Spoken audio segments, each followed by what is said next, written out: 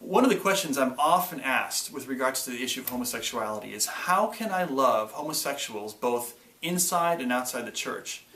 And I'm really glad they're asking this question, because I think the culture thinks that Christians hate homosexuals. And this is a problem because, obviously, first of all, we shouldn't. And I think in a lot of instances we don't. But oftentimes the manner in which we're communicating our convictions on homosexuality come across as hateful, even though that may not be the case. And so one of the principles that I talk a lot about when I teach on this subject is that with regards to homosexuality, we have to know the truth and speak it with compassion.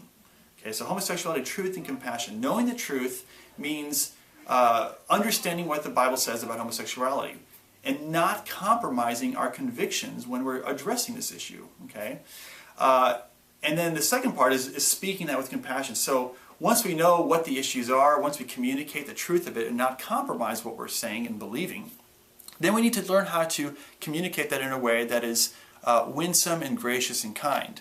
And so, what would this look like if we were to try to love homosexuals both inside and outside the church? Well, here's a simple concept or a simple principle that I try to apply when I'm engaging with homosexuals that I think everybody else should as well. And that is this: treat homosexuals as you would anyone else. Now, that kind of sounds simple, and you're kind of like, well, all right, that's not very interesting. But in reality, this is important. So let's take a look at homosexuals inside the church. There's a lot of people who claim to love Jesus Christ, who want to live in obedience to His commands, but that struggle with same-sex attractions. And oftentimes these people, when they get up the courage to actually share their struggle with somebody in the church, this is a big deal for them. It's a stretch for them to do this. Oftentimes when this happens, the Christian will listen in on that, and then after a while their relationship will kind of fade. And this is frustrating for a person who's struggling, because they, out of many other people, desperately need to have a Christian brother or sister to be involved in their life, to ask them questions, to hold them accountable. But yet what often happens is Christians kind of freak out about this issue of homosexuality when they realize, oh man, one of my friends or my acquaintance or somebody here struggles with same-sex attractions.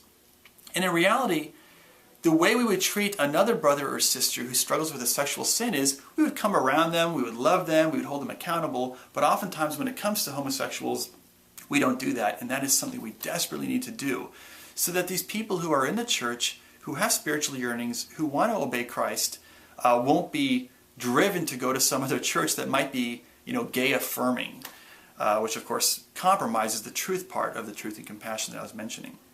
Now, with respects to homosexuals outside the church, again, I think we should do the same thing, and that is treat them as we would anybody else. I remember a Christian came to me after one time I was teaching on this, and she said, I'm a flight attendant, and oftentimes a lot of flight attendants in the airline industry are homosexuals, at least those that are men. And she says, a lot of times this one homosexual man will come to me and show me a picture of his partner.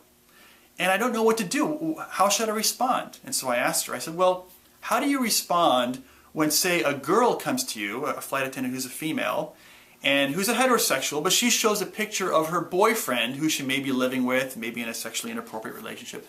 What do you do when she shows you a picture of that boyfriend of hers? She says, well, I just simply ask, oh, what's his name? Where does he live? Where did you meet? And I say, exactly. That's exactly how you should respond to the homosexual man who shows a picture of his boyfriend. Ask, well, hey, what's his name? Where did you guys meet? And again, what you're doing is you're treating two people who both are engaged in a sexual sin in the same way. And when we do this, or I should say when we fail to do this, oftentimes we communicate to homosexuals inadvertently that we think that their sin is unique, it's the worst sin, and they're these like pariahs of society. And of course that helps to perpetuate this idea that Christians hate homosexuals. But when we treat homosexuals as we would anybody else, so again, if we're talking to a non-Christian, whether it's a homosexual man or it's a heterosexual woman, if they're engaged in sexual sin, just treat them the same way. And this will go a long ways towards helping to communicate to homosexuals that we don't hate them. Again, we don't want to compromise our convictions with regards to what the Bible teaches, but we don't want to treat them in a way that is different. And again, I think this will go a long ways towards this concept of truth and compassion, not compromising our convictions, but treating them in a way and communicating those convictions in a way that is persuasive, clear, gracious and kind. And so, anyways, I hope that will help to change this image that we have as Christians, that we hate homosexuals, whether they're inside or outside the church.